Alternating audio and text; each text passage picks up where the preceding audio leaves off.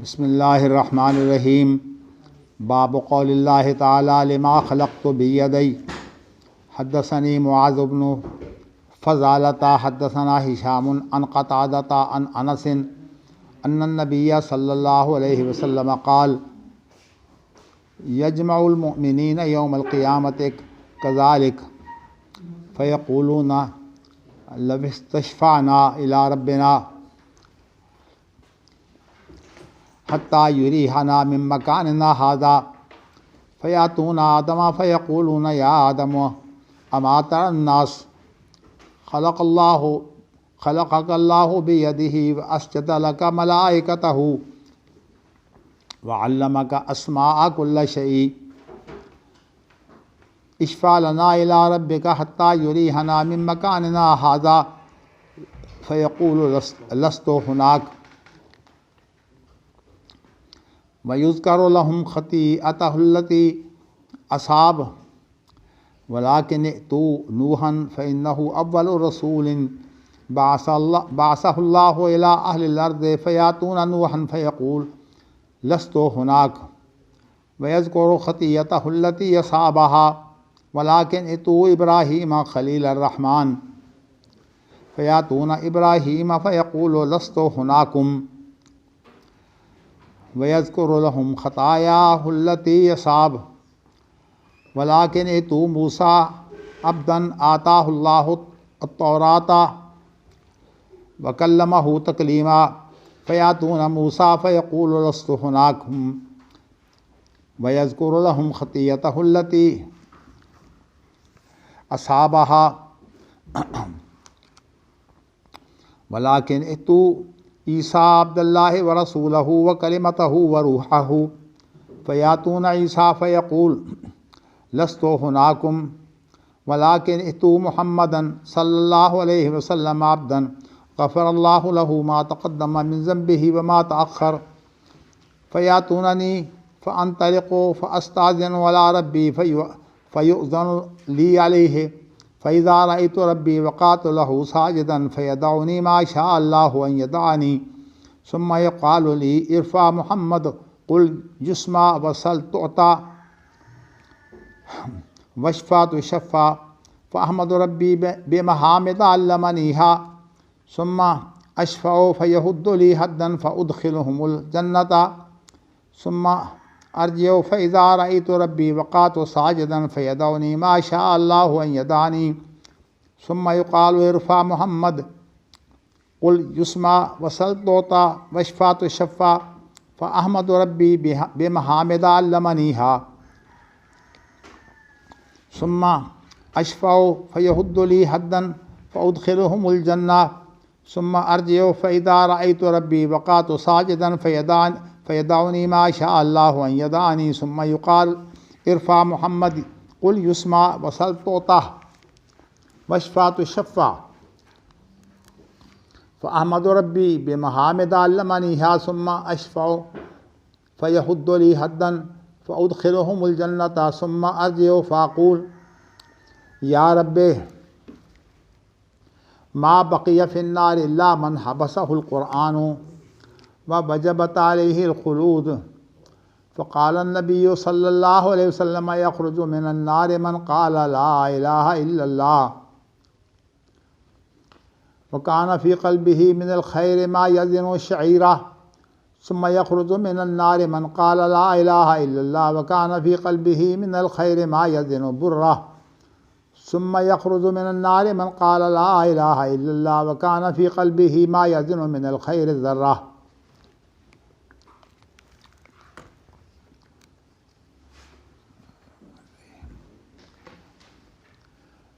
امام بخاری رحمۃ اللہ علیہ عنوان میں تو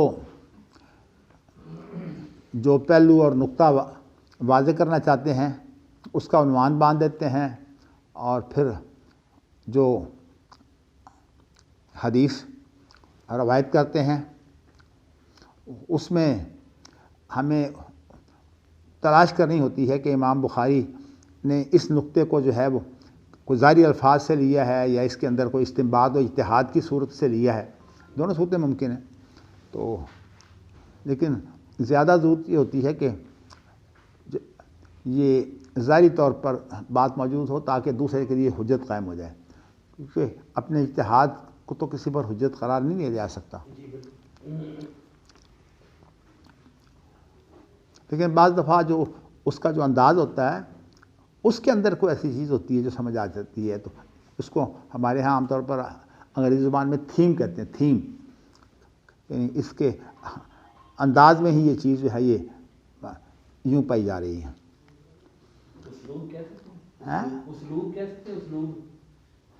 میرا خیال میں یہ الفاظ جو ہے نا، انداز زیادہ بہتر ہے، مطلب ایک اس کا انداز ایسا ہے کہ اس کے اندر وہ چیز جو ہے ملتی ہے۔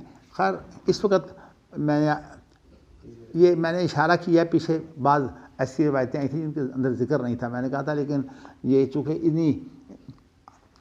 اسی چلن کے اندر جو ہے اس روایت کا مفہوم جو ہے وہ بتا رہا ہے کہ اس سے یہ بات نکلتی ہے۔ تو ایک چیز جو ہے وہ مفہوم سے نکلتی ہے اور ایک اس کے منطوق سے نکلتی ہے۔ منطوق کا معنی یہ ہے کہ اس کی جو گفتگو ہے اس کی گفتگو سے ایک بات نکلتی ہے، مفہوم اس کو بولتے ہیں جو اس سے بات سمجھی جاتی ہے۔ تو یہ دونوں جو ہیں یہ اصول فقہ کے استدلال ہیں، ایک منطوق اور ایک مفہوم۔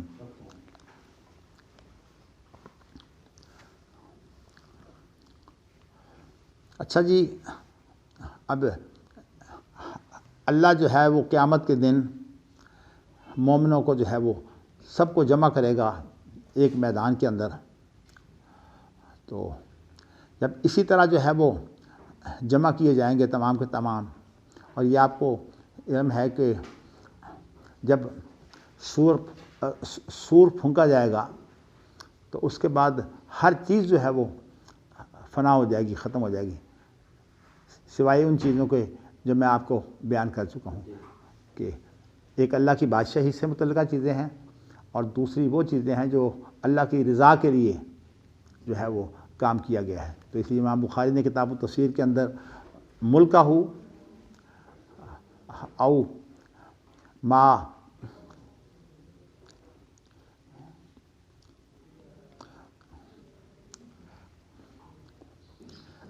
کیسے وہ لفظ وجہ ہو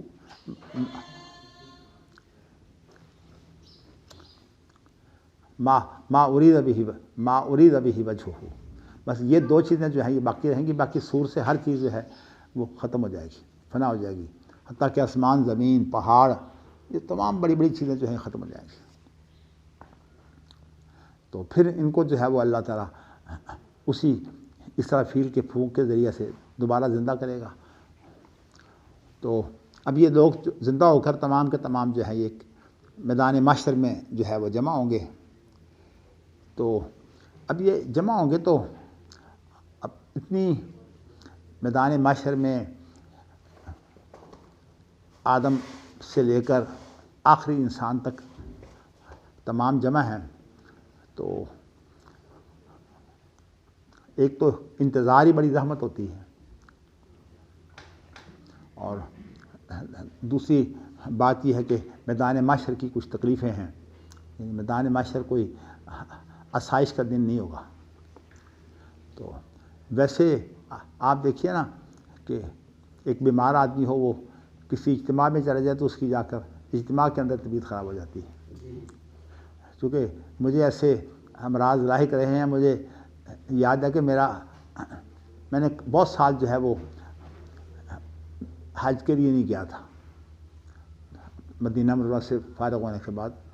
تو میری سوچ یہ تھی کہ میں برداشت نہیں کر سکوں گا، کیونکہ میں تبلیغی جماعت کے اجتماع میں چلا گیا تو وہاں میں جا کے گھبرا گیا۔ تو اس طرح انسان کی مختلف تکلیفیں ہوتی ہیں، اس سے اندازہ ہوتا ہے، لیکن پھر اللہ تعالیٰ نے ہمت دی، ایسی ہمت دی کہ پھر اس کے بعد ہر سال ہی میں جانے لگا۔ اللہ نے بھی میرے حالات بنا دیے۔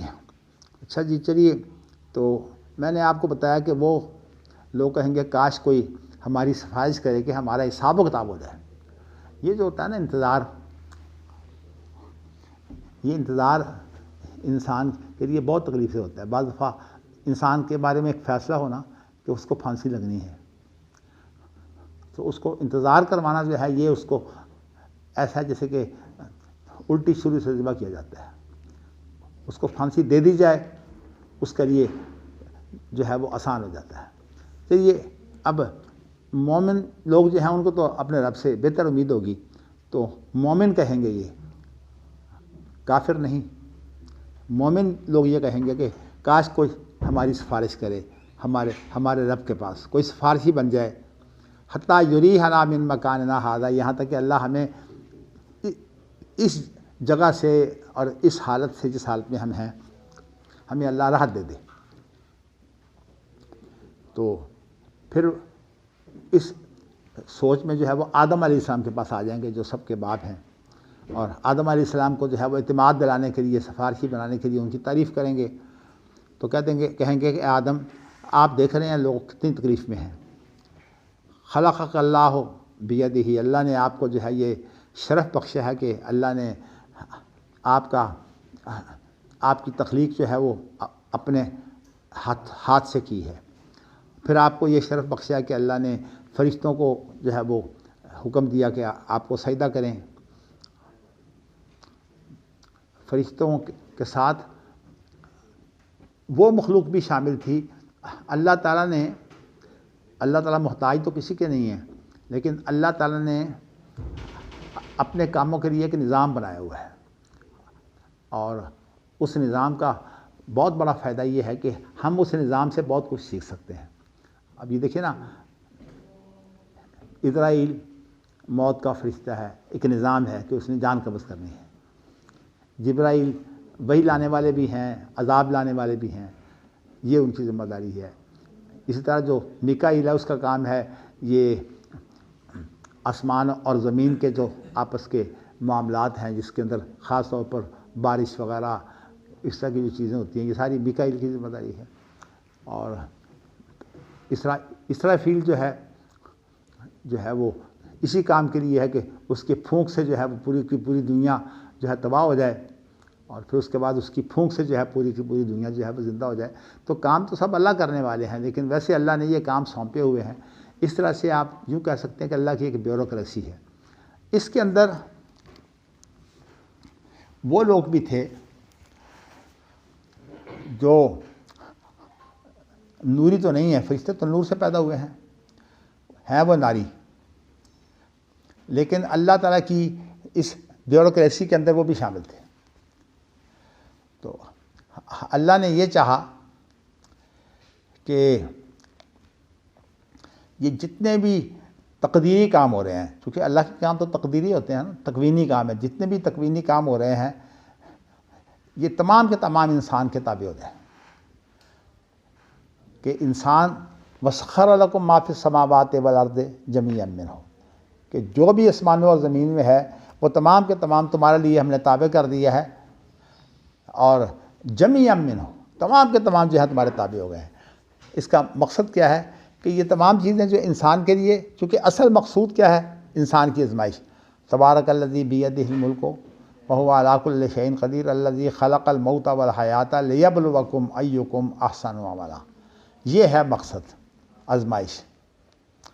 اور اس مقصد کو جو ہے وہ یوں بھی بیان کیا ہے کہ اس مقصد کے اندر حق و باطل جو ہے نا، یہ اس طرح آپس میں جمع نہیں ہوتے، حق و باطل جو ہے ان کا آپس میں ٹکراؤ ہوتا ہے۔ اور اسی لیے جب یہ ذکر کیا کہ آسمان و زمین کو ہم نے بے مقصد پیدا نہیں کیا، تو یہ 97 پارے کی جو ابتدائی جو ہے وہ رکوعوں میں سے ایک یہ بھی ہے، بل نقذف بالحق علی الباطل فیدمغہ فاذا ھو زاہق، کہ حق اور باطل کا جو ہے وہ آپس میں جب کشمکش چلتی ہے، اس کا ٹکراؤ ہوتا ہے، اور یہ جو ٹکراؤ بھی ہوتا ہے یہ حق کی طرف سے نہیں ہوتا، یہ باطل جو ہے ٹکراؤ پیدا کرتا ہے۔ تو حق تو جو ہے وہ تو دفاع بھی کرتا ہے، تو ادفع باللتی ہی احسن، یعنی حق کی طرف سے ٹکراؤ نہیں ہوتا۔ بعض لوگوں نے یہ سمجھا ہے کہ اسلام کا مقصد ٹکراؤ ہے، حالانکہ اسلامی تعلیمات سے یہ معلوم ہوتا ہے کہ اسلام کا مقصد ٹکراؤ نہیں ہے، دراصل ٹکراؤ ہوتا ہے باطل کی طرف سے، لیکن یہ ہے کہ باطل للباطل صولۃ ثم یضمحل، باطل کا جو ہے وہ ایک حملہ ہوتا ہے بھرپور، صولہ کہتے ہیں اس کے حملے میں انسان جو ہے کسی پر چھا جائے، ثم یضمحل، پھر باطل کمزور ہو جاتا ہے. تو اس لیے وہاں ثابت قدمی اور صبر کی ضرورت ہوتی ہے. تو اس لیے جو صبر کرتے ہیں، ثابت قدم رہتے ہیں، ان کو تو اللہ تعالیٰ نے بشارت دی ہے کہ وہ پھر انسانوں کے جو ہے وہ امام بن جاتے ہیں. وجعلناہم ائمۃ یہدون بامرنا لما صبروا یا لما صبروا، دونوں قراءتیں ہیں کہ صبر کی وجہ سے پھر یہ ہے کہ وہ امام بن جاتے ہیں. اور اللہ تعالیٰ نے دنیا کے اندر یہ نظام رکھا ہوا ہے کہ جب باطل حملہ آور ہوتا ہے تو اس کا مقصد یہ ہوتا ہے کہ کھلی چھٹی مل جائے، لیکن جب نیک لوگ جو ہے وہ مقابلے میں آتے ہیں تو پھر اس کے بعد جو ہے وہ باطل جو ہے وہ تباہ ہو جاتا ہے. اسی لیے قرآن مجید میں وَلَوْلَا دَفْعُ اللَّهِ النَّاسَ بَعْضَهُم بِبَعْضٍ لَفَسَدَتِ الْأَرْضُ وَلَٰكِنَّ اللَّهَ ذُو فَضْلٍ عَلَى الْعَالَمِينَ. کہا ہے کہ اگر اللہ تعالیٰ بعض لوگوں کے دفاع کے اندر مصروف نہ کرتا تو زمین کے اندر جو ہے پورا فساد پھیل جاتا. تو یہ میں نے آپ کو جو نقطہ بتایا نا کہ ٹکراؤ اسلام میں نہیں ہے. ہمارے جہادی تنظیموں نے یہ سمجھا کہ ٹکراؤ اسلام کا مزاج ہے. اسلام کا مزاج جو ہے اگر ٹکراؤ کا ہوتا تو اسلام یہ نہ کہتا وَلَا تَسُبُّوا الَّذِينَ يَدْعُونَ مِن دُونِ اللَّهِ فَيَسُبُّوا اللَّهَ عَدْوًا بِغَيْرِ عِلْمٍ. بھئی اگر وہ تمہیں گالی نکالتے ہیں تم اس سے زیادہ باری گالی نکال اس کو نکالو. لیکن اسلام یہ نہیں کہتا. اسلام کہتا ہے کہ جو انہوں نے بت بنا رکھے تم نے ان بتوں کا بھی برا نہیں کہنا. وہ اس لیے نہیں کہنا کہ وہ تمہارے اللہ کو گالیاں نکالیں گے خام خواہ تم نے. اور یہ جو بات ہے کہ اپنے باپ کو گالی نہ نکالو، پوچھا گیا کہ باپ کو کون گالی نکالتا ہے؟ کہا جب تو کسی کے باپ کو گالی دے گا وہ جواب میں تیرے باپ کو دے گا، تو نے اپنے باپ کو گالی خود نکلوائی ہے. تو میں بتانا چاہتا ہوں اسلامی مزاج کے اندر جو ہے وہ جدال بھی حسن ہے، اور ادفع باللتی ہی احسن فَإِذَا الَّذِي بَيْنَكَ وَبَيْنَهُ عَدَاوَةٌ كَأَنَّهُ وَلِيٌّ حَمِيمٌ. یہاں جو ہے یہ یعنی دفاع کے اندر بھی جو ہے وہ خیر ہے. تو اس کی تو خیر تفصیلات بعد میں آئیں گے، لیکن میں نے اس لیے اشارہ کر دیا کہ جہادی تنظیموں کی غلطی آپ کے سامنے آ جائے. اور اس پر ایک میرا مضمون کوئی آج سے 20-25 سال پہلے محدث میں اداریہ کے طور پر چھپا تھا. وہ میری تقریر تھی، تو حافظ اسحاق زاہد جو کویت میں ہوتے ہیں انہوں نے اس کی رپورٹنگ جو ہے وہ کی تھی. تو میں نے اس کا یہی عنوان ہے کہ اسلام کے اندر تصادم اور کشمکش کی حیثیت، اس پر میں نے موضوع پر میں نے لکھا تھا. چلیے جی، بات تو یہاں آ رہی تھی. تو میں نے بتانا صرف یہ تھا کہ یہ اللہ کی جو بیوروکریسی ہے ان فرشتوں کے اندر جو ہے وہ عزازیل بھی شامل تھا. تو عبداللہ بن عباس یہ کہتے ہیں کہ یہ بھی ہمارے یعنی شامل تھے فرشتوں کے ساتھ. تو اس لیے جب حکم ہوا تو پوری بیوروکریسی کو ہوا. تو اس طرح سے یہ حکم جو ہے یہ ادھر اس کو عزازیل کو بھی ہوا ہے. ورنہ سیدھی سی بات ہے، مجھے تو حکم ہی نہیں، یہ نہیں کہی، بلکہ اللہ نے کہا اذا امرتک ما منعک ان تسجد. جی اذ امرتک، جب میں نے تمہیں حکم دیا تھا تم نے کیوں سجدہ نہیں کیا؟ تو اس کا مطلب ہے اللہ تعالیٰ نے وسخر لکم ما فی السماوات و ما فی الارض، اور جتنی بھی مخلوق ہے آسمانوں اور زمین کی ان تمام کو انسان کے تابع کر دیا. اب دیکھیے کہ انسان کو کتنا بڑا مقام دیا ہے. اس کے بعد پھر اگلے الفاظ میں وَعَلَّمَكَ أَسْمَاءَ كُلِّ شَيْءٍ، کہ اللہ تعالیٰ نے تمہیں تمام لوگوں کے جو حالات ہیں نا ان سے آگاہ کیا، اجمالی حالات سے. اسماء الرجال میں آپ دیکھیں نا، اسماء الرجال میں صرف نام نہیں ہوتے، اسماء الرجال کے اندر ان کی حیثیت ہوتی ہے، ان کا مرتبہ ہوتا ہے. تو یہاں وَعَلَّمَكَ أَسْمَاءَ كُلِّ شَيْءٍ میں آپ کو اس کی تفسیر بتا چکا ہوں. یہ اللہ توفیق دے کہ آپ میں سے کوئی آدمی جو ہے وہ جو تفسیر میں نے بتائی ہوئی ہے نا انی جاعل فی الارض خلیفہ کی، اس کے اوپر کوئی لکھ دیا جائے. میری زندگی میں اگر ہو جائے گا تو میں نظر ثانی کر لوں گا، ورنہ پھر جو بھی ہے بعض چیزیں ایسی ہیں جو اچھوتی ہوتی ہیں. میں سمجھتا ہوں کہ یہ آپ کو تفسیروں میں اس طرح عام نہیں چیز ملے گی، بہت باریک باریک نقطے جو ہے اکٹھے کر کے آپ کو یہ چیز ملے گی. اچھا جی،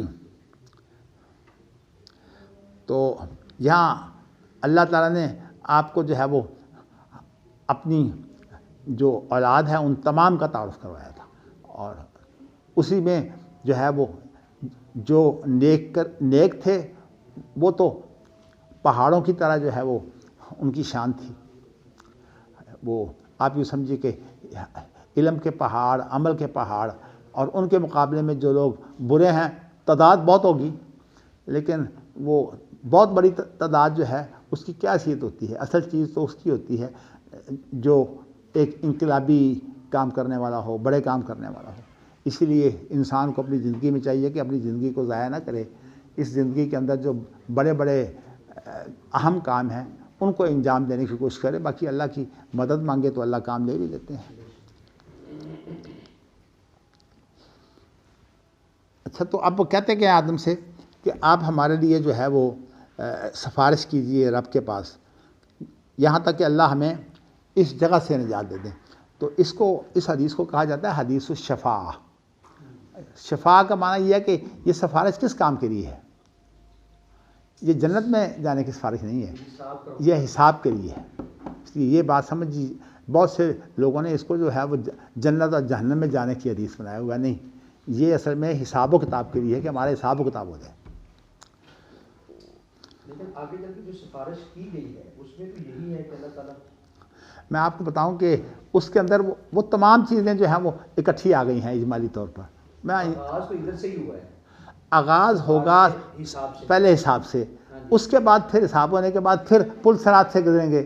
جب پل صراط سے گزریں گے تو وہاں بھی فیصلہ ہو جائے گا نا. جنہوں نے جہنم میں گرنا، تو یہ فیصلے کی صورتیں عملی آئیں گی بہت سے. اور اس کے بعد پھر آپ دیکھیے کہ اس سے جو گزر جائیں گے پھر اس کے بعد جو جنت آئے گی، جنت میں جانا ہے. چلیے، یہ اب احادیث جو ہے وہ امام بخاری کافی لمبی احادیث ہیں اور بار بار لائیں گے. ان کے اندر کچھ نقطے انشاءاللہ میں موقع پر بیان کروں گا انشاءاللہ. اللہ مجھے توفیق دے.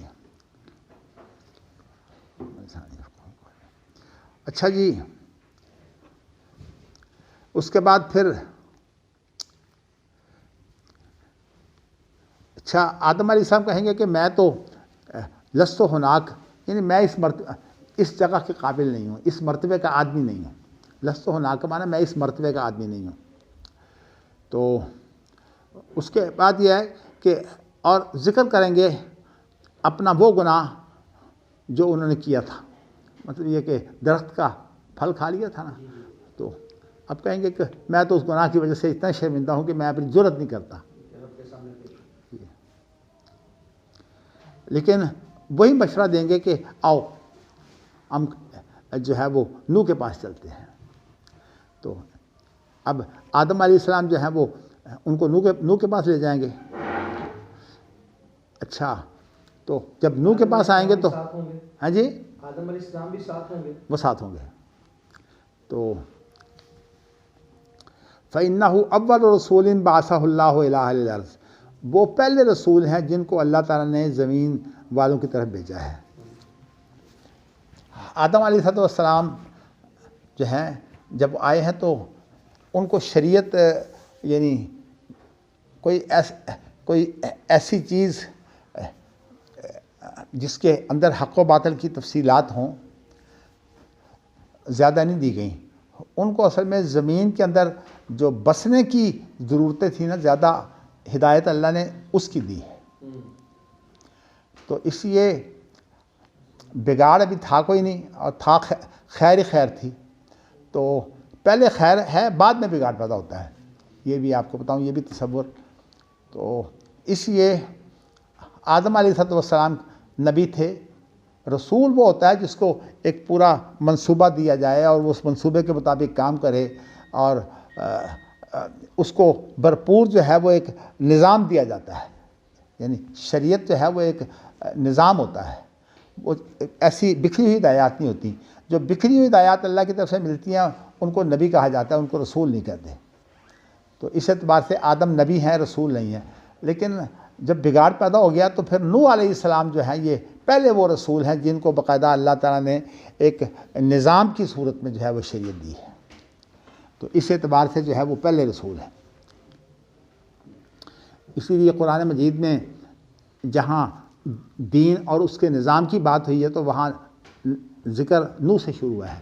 شرع لکم من الدین ما وصی بہ نوح، آدم کا ذکر یہاں نہیں ہے، کیونکہ آگے ہے نقیم الدین، اقامت الدین کی بات ہے۔ اقامت دین کا یہ مطلب ہوا کہ دین بطور نظام کے قائم ہے۔ نہیں، بات اصل میں یہ ہے کہ دیکھیے جی، ایک پورا منصوبہ دیا جاتا ہے جس کے اندر یہ ہوتا ہے کہ اس برائی کو ختم کرنا ہے اور اس نیکی کو تو انہیں یوں غالب کرنا ہے، یہ تو ہوتا ہے ایک پورا نظام۔ اور ایک ہوتا ہے کہ ہدایت، مثال طور پر ذمہ داری میری ہے، میں کہتا ہوں تم یہ کام کر لو، تم یہ کر لو، تم یہ کر لو، اس طرح کی بکھری ہوئی ہدایات جو ہوتی ہیں نا، میں نے مثال اسی دی ہے، اللہ کی طرف سے جو نبی آتے ہیں ان کو اس طرح بکھری ہوئی ہدایات ملتی ہیں، اور وہ رسول کے تابع ہوتے ہیں، یعنی اس نظام کے اندر جو بکھری ہوئی ہدایات ملتی ہیں وہ نبیوں کو ملتی ہیں۔ اس دور میں ہاں جی، ہاں جی، جن چیزوں کے اندر کوئی پرابلم پیدا ہو جاتی ہے اس جی کی وہ اللہ رب العزت نبی کو بتا دیتے جی۔ ہیں۔ اب آپ دیکھیے نا کہ حضرت عیسیٰ علیہ السلام آئیں گے، نبی تو ہوں گے لیکن شریعت محمدیہ کے تابع ہوں گے۔ اب انہیں جو ہے وہ کئی کام انہوں نے کرنا ہے۔ ایک تو کام یہ ہے کہ انہوں نے جزیہ کو ختم کرنا ہے، لیکن یہ نہیں کہ اصل میں جزیہ ختم کرنے کے لیے پہلی بات یہ ہے کہ یہ یہود و نصارہ جو ہے تمام کے تمام مسلمان ہو جائیں گے۔ اب جس انداز سے وہ کام کریں گے یہود و نصارہ تمام کے تمام مسلمان ہو جائیں گے، تو اب جزیہ جو ہے وہ ویسے ہی جاتا رہا جب یہود و نصارہ سارے مسلمان ہو گئے، تو اس لیے ان کا کام ہے جزیہ کو ختم کرنا۔ پھر یہ ہے کہ خنزیر کو قتل کرنا، وہ خنزیر نہیں کھائے گا۔ جا تو اس طرح اور بھی بات امتیازی کام ہے۔ نبی کو کچھ ایسی ہدایات دی جا سکتی ہیں، تو لیکن یہ ہے کہ وہ جو پورا نظام جو ہوتا ہے نا وہ رسول کا ہوتا ہے۔ تو اس لیے رسول جو ہیں وہ اگرچہ کوئی صحیح حدیث تو نہیں ہے لیکن تاریخی باتیں ہیں کہ اللہ تعالیٰ نے انبیاء جو بھیجے ہیں 1,24,000 ہیں، اور جو ان میں سے رسول ہیں وہ 300 ہیں، اور ان کو کتاب دی گئی۔ کتاب سے مراد اصل میں ہوتی ہے ایک منظم شریعت، منظم شریعت کو کتاب کہتے ہیں۔ استاد جی، ایک طاہر صاحب نے سوال کیا ہے۔ جی طاہر صاحب نے جی سلام پیش کرتے ہیں، آپ کو کہتے ہیں وجہ سے مراد ذات لینا تعویل ہے یا کہ تفسیر باللازم ہے؟ وجہ سے مراد ان کو یہ جواب دیں کہ وجہ سے ذات مراد نہیں ہے، لیکن ذات اقتضاء النص ہے۔ مطلب یہ ہے کہ حرمت علیکم امہاتکم ہے نا، تمہاری مائیں تم پر حرام کی گئی ہیں، ایک پہلو ہے۔ کیا پہلو ہے اس کا؟ ماؤں سے نکاح حرام ہے۔ یہ نہیں مطلب کہ ماؤں سے متعلقہ خدمت ہو یا کوئی ہر چیز حرام کر دی گئی، یہ نہیں مراد۔ تو اس کو بولتے ہیں اقتضاء النص، کہ جس کے بغیر بات پوری نہ ہو۔ اسی طرح جو وجہ ہے، اگر اس سے مراد ہم چہرہ لیں تو ذات جو ہے وہ اقتضاء النص کی صورت میں اگر نہیں کریں گے تو وجہ جو ہے وہ تو کسی ذات کے ساتھ ہوتا ہے۔ تو اس لیے جو صفات ذاتیہ ہیں وہ اللہ کی ذات کے ساتھ قائم ہیں، تو اللہ کی ذات ہوگی تو یہ صفات ذاتیہ ہیں۔ اب اللہ کا ہاتھ ہے، اللہ کی پنڈلی ہے، اللہ کا چہرہ ہے، تو یہ ساری کی ساری جو ہیں یہ صفات ذاتیہ ہیں اور یہ ذات کے ساتھ لاحق ہیں۔ اسی بنا پر جو ابن کثیر وغیرہ نے اس کی تفسیر کی ہے نا ذات سے، وہ حقیقت میں تعویل نہیں ہے۔ وہ کہنا یہ چاہتے ہیں کہ یہاں ذات جو ہے وہ اقتضاء النص کی صورت میں موجود ہے۔ یہ میں نے اس کی جو ہے وہ توجہ کر دی ہے۔ باقی وہ میں نے بتایا کہ تفسیر کے اندر ہر جگہ پر وجہ سے مراد جو ہے وہ چہرہ لینا مقصود نہیں ہوتا۔ اس کو دیکھیں نا قرآن میں یطعمون الطعام علی حبہ مسکینا ویتیما واسیرا انما نطعمکم لوجہ اللہ، یہاں وجہ اللہ سے کیا مراد ہے؟ اللہ کا چہرہ تو ہے، اس کا تو اس بات ہے، یہاں وجہ اللہ سے مراد اللہ کی رضا ہے۔ تو قرآن مجید کے اندر ہی وجہ سے اور معنی لیے گئے ہیں، تو اب اور کو معنی لیے گئے ہیں تو یہ لازم معنی ہے۔ تو اس اعتبار سے میں آپ کو اصول جو ہے وہ یہ بیان کر چکا ہوں کہ اصول یہ ہے کہ آپ جو لغوی معنی اس کا انکار نہ کریں اور اس کو جو چیزیں لازم آتی ہیں اس کو بھی مانیں۔ تو اس اعتبار سے اگر کوئی اس کی حاصل تفسیر میں نے اس لیے کہا کہ اگر اس کا کوئی لازم جو ہے وہ جیسے اب اللہ عرش پر ہے، اور اب تفسیر میں یہ آ گیا کہ امام بخاری نے کہ اللہ کی بادشاہی قائم ہے، تو بادشاہی کا لفظ کہا کہ اللہ جہاں ہے وہاں اب بادشاہی کے بغیر نہیں، اپنے منصب کے ساتھ ہے، اور اس منصب کے لیے اب عرش کی بقا بھی ہے، کرسی کی بقا بھی ہے، اور اسی طرح جو ہے وہ اللہ تعالیٰ کی رضا کی بقا بھی ہے، یعنی انسان کے وہ اعمال جو دین کی لیے سے کیے جاتے ہیں، اللہ سے وابستگی کی صورت میں کیے جاتے ہیں، جعفر صادق کی جو تشریح ہے اس کے مطابق وہ تمام اعمال جو دین کے لیے کیے جائیں وہ باقی رہتے ہیں، اور جو دنیا کے لیے کیے جائیں وہ تمام تباہ ہو جاتے ہیں، وہ نہیں باقی رہتے۔ تو ویسے اس معاملے میں جو ہے وہ ایک منظم سی تشریح جو ہے وہ خطبہ جمعہ میں بھی میں نے کی تھی، تو وہ بھی اگر آپ سنیں گے تو آپ کو انشاءاللہ تعالیٰ اس کی تفصیلات مل جائیں گی۔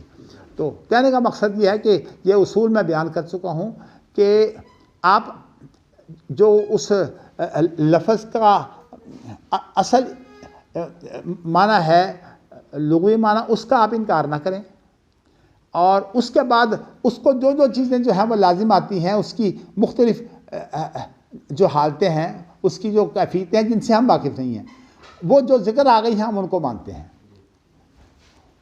تو جن کا ذکر نہیں آیا ہم کہتے ہیں ہم ان سے واقف نہیں ہیں۔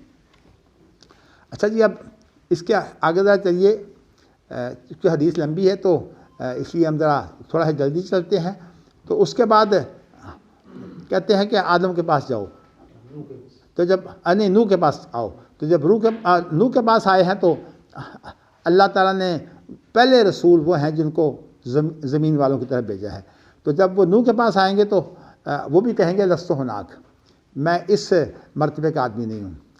یہاں دیکھیے دونوں جگہ پر لفظ ہناک ہے، کیونکہ یہاں ذکر ہو رہا ہے صرف آدم کا اور نوح کا، پہلے بھی آدمی اکیلے تھے، اس لیے ہناک جو ہے یہ ہے تو اس میں اشارہ، اس کے ساتھ جو ضمیر لگتی ہے وہ مخاطب کی ضمیر ہوتی ہے، تو اگر مخاطب ایک ہو تو ضمیر مفرد آتی ہے، اور اگر مخاطب زیادہ ہوں تو پھر ضمیر بھی جمع آئے گی۔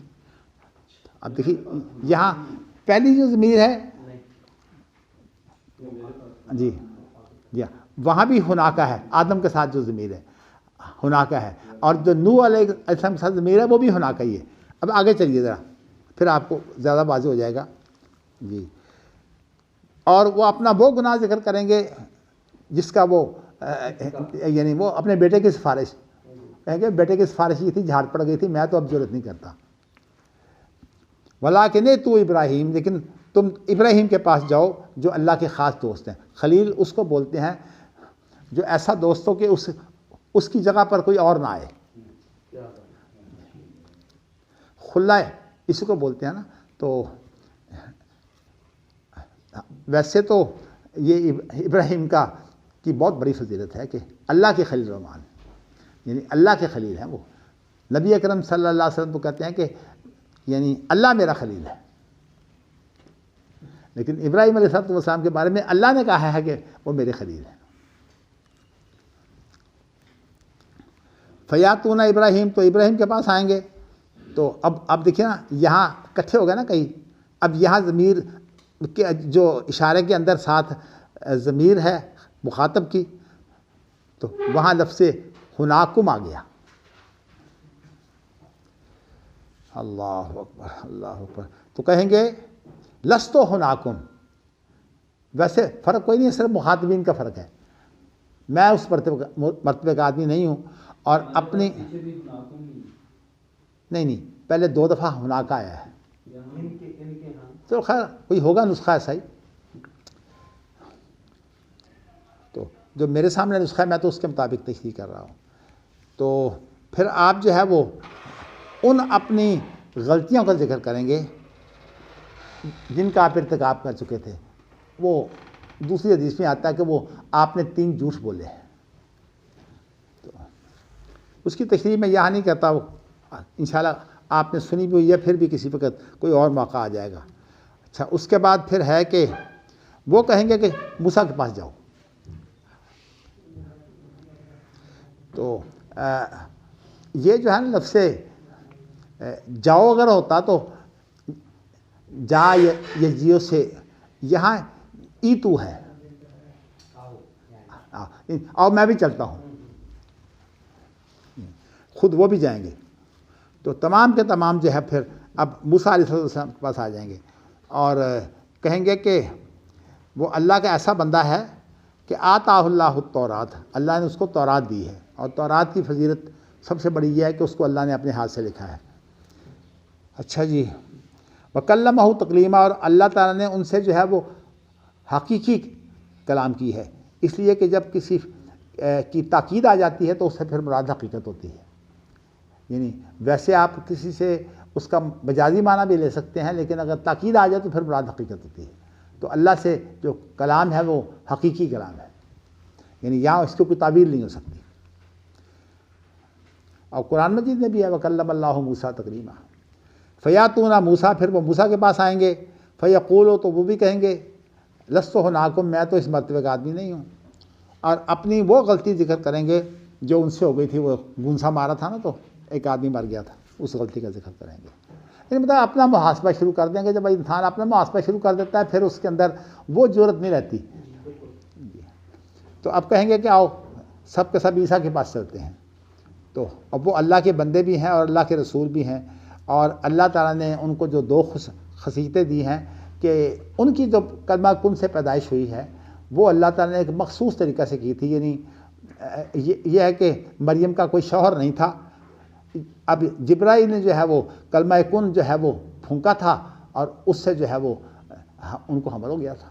تو اس لیے ان کو جو ہے وہ یہ دو خاص کلموں کی اضافت اس لیے ہے کہ کلمہ کن ایک خاص طریقہ سے، ویسے تو کلمہ کن سے ہر چیز پیدا ہوتی ہے لیکن یہ ایک خاص طریقہ ہے۔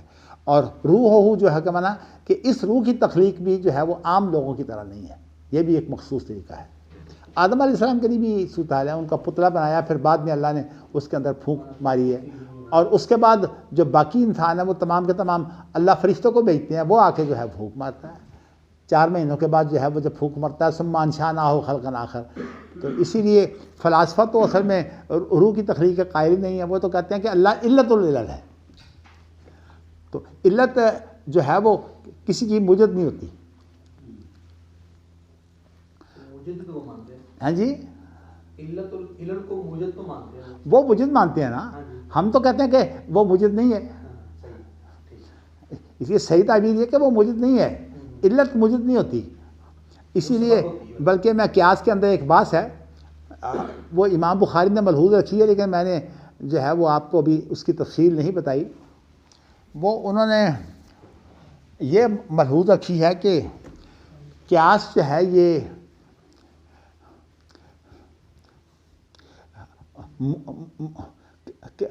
قیاس کے اندر قیاس جو ہوتا ہے وہ منشی ہوتا ہے کہ مضر ہوتا ہے، یعنی موجد ہوتا ہے کہ منشی ہوتا ہے، یعنی ایک چیز کو وجود میں لاتا ہے یا صرف اس کا اظہار کرتا ہے۔ اچھا، اس کو سارے مانتے ہیں، لیکن اس کی صحیح تعبیر صرف امام بخاری نے کی ہے۔ اب دیکھیے نا وہ کیا کہتے ہیں، وہ کہتے ہیں کہ قیاس ایک نیا حکم آیا ہے، وہ فرع ہے اور اس کو فرع بنا کر اس حکم کو نیا لاتے ہیں، اس کی تجدید کرتے ہیں۔ امام بخاری کہتے ہیں کہ وہ فرع نہیں ہے، وہ بھی اثر ہے، حکم موجود ہے، صرف اس کا اظہار ہوا ہے، اطلاق ہوا ہے۔ نہیں اس کا اظہار ہوا ہے۔ دیکھیے امام بخاری کا جو عنوان ہے وہ یہ ہے کہ من شبہ اصلا معلوما باصل مبین قد بین اللہ حکمہما لیفہم السائل۔ امام بخاری نے یہ بیان کیا ہے کہ قیاس جو ہے وہ نئے حکم کی ایجاد نہیں ہے، باقی جتنے بھی ہیں متاخرین یہ نئے حکم اس کو فرع مانتے ہیں تو وہ نیا حکم ہے۔ فرع جب ہوا تو الگ ہوا، فرع کا معنی دیکھیے نا، ہمارے ہاں ایک بچہ پیدا ہوتا ہے، ہماری فرع ہوتی ہے لیکن وہ ہم سے الگ ہوتا ہے۔ الگ فرع کا مطلب بھی الگ ہے، ہاں، فرع کا معنی ہی الگ ہے۔ تو اب صورتحال یہ ہے کہ امام بخاری نے جو قیاس کی بات کی ہے، ویسے تو امام بخاری کا جو پورا اصول ہے وہ کیا ہے کہ وہ کہتے ہیں کہ ایک چیز ہوتی ہے جو صریح ہوتی ہے اور ایک دلالت ہوتی ہے، وہ دو ہی چیزیں مانتے ہیں، اور دلالت و استدلال جو ہے وہ تمام اجتہاد ہے، اور اس اجتہاد میں امام بخاری نے لفظ قیاس کو ان معنوں میں تو مانا ہے۔ وہ کہتے ہیں کہ اللہ کا حکم موجود ہوتا ہے لیکن اس کا اظہار نہیں ہوتا، تو اس لیے کہتے ہیں کہ اچھا اس کے بارے میں ویسے حنفی بھی اس کو مانتے ہیں، لیکن اب ان سے بات جو کچھ کہتے ہیں وہ بات بنے گی نہیں، اس لیے کہ وہ بنے گی تو ایجاد، وہ ایجاد بنے گی. کیسے؟ بھائی فرع جو ہوئی، ہاں جی. جب قیاس فرع ہوا تو حکم ایجاد ہوگا، حکم نیا آئے گا اور وہ خود بخود ایجاد ہو جائے گا. اس لیے میں نے بتایا کہ قیاس کے اندر جو بنیاد علت ہوتی ہے، علت جو ہے وہ اصل میں موجد نہیں ہوتی. میں نے اصل میں یہ بات سمجھانے کے لیے آپ کو بات کہی ہے کہ علت ایک سبب ہوتا ہے. سبب اور سبب. ہاں، اسی لیے اس کو ریزن کہتے ہیں نا انگریزی میں. تو سبب جو ہے وہ خالق نہیں ہوتا، اللہ خالق ہے. فلاسفہ جو ہے وہ اللہ کو خالق نہیں مانتے، علت العلم مانتے ہیں. پھر اس کی اور بھی تعبیریں ہیں، عقل اول اور عقل، وہ بڑی عقلیں بنائی ہیں، لیکن اس وقت فلاسفہ کی تعبیر جو ہے میں آپ کو. ہاں جی کتنی عقلیں بنانی پر عقل کرنی ہے. وہ اصل میں ساری ان کی تعبیریں ہیں جی. بات یہ ہے کہ اللہ کو جو ہے وہ، ہم تو اللہ کو خالق مانتے ہیں. اور دوسری بات یہ ہے کہ آپ کو بتا چکا ہوں بہت دفعہ کہ صوفیہ جو ہے وہ روح کو جو ہے وہ اللہ کی مخلوق نہیں مانتے. حالانکہ میں نے آپ کو بتایا کہ روح اللہ کی مخلوق ہے. ہاں، ایسی مخلوق ہے جو پیدا ہونے کے بعد دوبارہ مرے گی نہیں، اس کے لیے خلود ہے.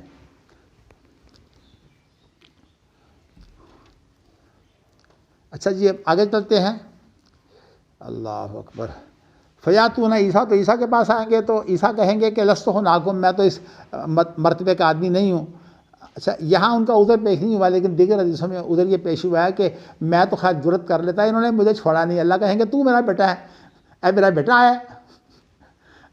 قرآن مجید میں ہے نا کہ انت قلت للناس اتخذونی وامي الہین من دون اللہ قال سبحانک ما یکون لی ان اقول ما لیس لی بحق ان كنت قلته فقد علمت تعلم ما فی نفسی ولا اعلم ما فی نفسک انک انت علام الغیوب ما قلت لهم الا ما امرتنی به ان اعبدوا اللہ ربی وربکم وکنت علیہم شہیدا ما دمت فیہم فلما توفیتنی، کیسے جی پڑھیے گا، فلما توفیتنی کنت انت الرقیب علیہم وانت علی کل شیء شہید ان تعذبہم فانہم عبادک وان تغفر لہم فانک انت العزیز الحکیم. کہتے ہیں کہ جب اللہ عیسیٰ علیہ السلام کے سے یہ پوچھیں گے تو ان کے مساموں سے پسینے کی بجائے خون پھوٹ پڑے گا. تو یہ حدیث کے اندر آتا ہے. میں اس کی پوری تفصیل تو اب ظاہر ہے کہ ہر حدیث کی تشریح میں یہاں تو نہیں کرنا چاہتا. اللہ اکبر، اللہ اکبر. اچھا، اس کے بعد پھر جو ہے وہ تمام کے تمام جو ہے وہ آئیں گے محمد صلی اللہ علیہ وسلم کے پاس. اچھا، وہ عیسیٰ علیہ السلام کہیں گے کیا وہ محمد کے پاس چلتے ہیں صلی اللہ علیہ وسلم. ولیکن تو محمدن، وہ ایسا بندہ ہے غفر اللہ لہ ما تقدم من ذنبہ وما تاخر، یعنی یہ واحد ہیں کہ جن کے تمام گناہ پچھلے بھی اور اگلے بھی سارے معاف. ظاہر ہے کہ اب ادھر یہاں ہے کوئی نہیں، ادھر تو ان سب کا ادھر تھا کہ ہاں جی یہی ادھر تھا کہ ہمیں تو آپ نے اس قابل نہیں چھوڑا. دیکھو نا، عیسیٰ علیہ السلام تو ویسے خود تو طاغوت نہیں ہے، لیکن لوگوں نے تو انہیں طاغوت بنا لیا نا. ذرا یہ بند کر دیں وہ مجھے. اسی سے ڈر رہے تھے اسی بارے میں سوال ہو جائے. اللہ اکبر، اللہ اکبر. اچھا جی، پھر وہ میرے پاس آئیں گے تو فانت علیہ کو، پھر میں چلوں گا تو میں اپنے رب سے اجازت چاہوں گا. ولا یشفعون الا لمن ارتضی لهم، اور ویسے بھی آتا ہے کہ الا باذن اللہ، آیت الکرسی میں آتا ہے نا الا باذن اللہ. یہ اللہ کے اجازت کے بغیر تو سفارش ہو ہی نہیں سکتی. اب یہاں کہتے ہیں کہ وہ عبدالقادر جیلانی نے جو ہے وہ روحیں جو ہے وہ چھین لی تھیں اللہ سے، اللہ کے فرشتے سے چھین کر ساروں کو پھر زندہ کر دیا تھا. بیڑا تارے، انا للہ و انا الیہ راجعون. دیکھیں، حالانکہ اللہ تعالیٰ کی تکوینی معاملات میں جو ہے وہ نبی بھی، نبیوں کا کام تشریعی معاملات ہیں. تکوینی معاملات جو ہیں وہ اللہ تعالیٰ نے نبیوں کے سپرد نہیں کیے.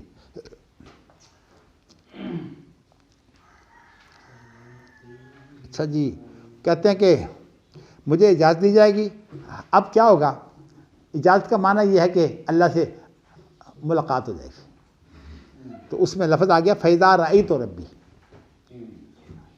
جب میں اپنے رب کو دیکھوں گا تو وقعت لہ ساجدن سجدے پڑ جاؤں گا.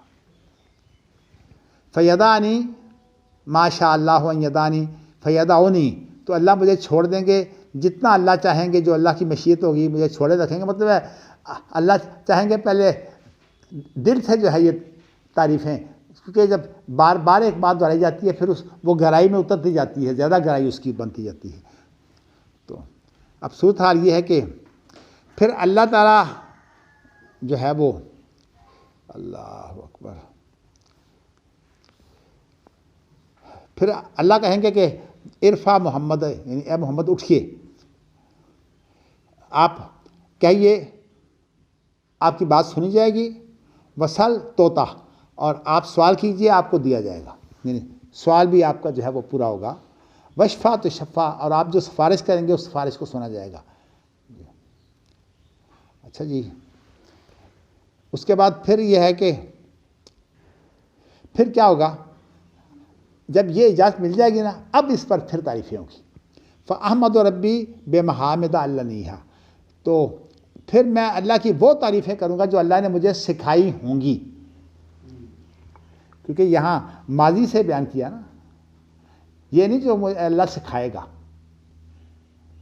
مقصد یہ کہ جو اللہ نے مجھے پہلے سے جو ہے وہ جو علم دیا ہوگا میں وہ تعریفیں کروں گا. اور یہ واقعہ جو اب پیش آیا ہے یہ بھی اب ماضی بن گیا، اس لیے اس کے اوپر بھی اطلاق ہو سکتا ہے کہ جو اتنا بڑا مجھ پر احسان کیا ہے کہ مجھے کہا کہ اٹھو، اب اپنا سر اٹھائیے اور آپ جو پوچھیں گے اس کا جواب دیا جائے گا، آپ جو سفارش کریں گے قبول کیا جائے گا. یہ بھی تو یہ سب سے بڑی نعمت تو یہ ہے. تو اس لیے علامہ نیہا کے اندر ماضی کا لفظ ہی مناسب تھا. ہاں جی، نہیں ماضی کیا ہے، کیا ہے؟ نہیں، میں تعریف کروں گا وہ تعریف جو اللہ نے مجھے سکھائی ہوگی، وہ تو ماضی ہے نا. علامہ نہیں تو ماضی ہے. ہیں یہ پھر کوئی اور نسخہ ہے، اس کے اندر وہی بات ہوگی جو اللہ مجھے اس کا سکھائیں گے. یہ نسخوں کا فرق ہے نا. ہمارے پاس جو نسخہ ہے اس کے اندر علامہ نہیں ہے. اچھا، اور یہ ہوگی جب اجازت مل جائے گی بعد میں. اچھا جی، اب یہ ہے کہ پھر میں سفارش کروں گا تعریفوں کے بعد، یعنی شکریہ ادا کرنے کے بعد پھر اللہ سے سفارش ہوگی. تو اللہ ایک حد، یعنی ایک تعداد مقرر کر دیں گے کہ ان کو جنت میں لے جاؤ. اور ظاہر ہے اس تعداد کے لیے خاص اور صاف ہوں گے، یہاں اس کی تفصیل نہیں ہے، اور حدیثوں میں آ جائے گی. ثم ارجع، پھر آپ وہ ان کو جب جنت سے جو ہے وہ جنت میں لے جائیں گے، پھر لوٹیں گے. اور جب لوٹیں گے تو پھر وہی اللہ کا دیدار ہوگا. تو آپ جب اللہ کو دیکھیں گے تو پھر سجدے میں پڑ جائیں گے. تو فیدعونی ما شاء اللہ ان یدانی، پھر اللہ مجھے اس وقت تک چھوڑے رکھیں گے جب تک اللہ چاہیں گے. اچھا جی، ثم یقال، پھر کہا جائے گا ارفع محمد اٹھیے، آپ کہیے، آپ کی بات سنی جائے گی جی، اور سوال کیجئے آپ کو دیا جائے گا. تو یہاں جو ہے یہ سکتے کی بھی ہو سکتی ہے، اور یہ بھی ہو سکتا ہے کہ اس کو آپ جو ہے وہ اس کا نائب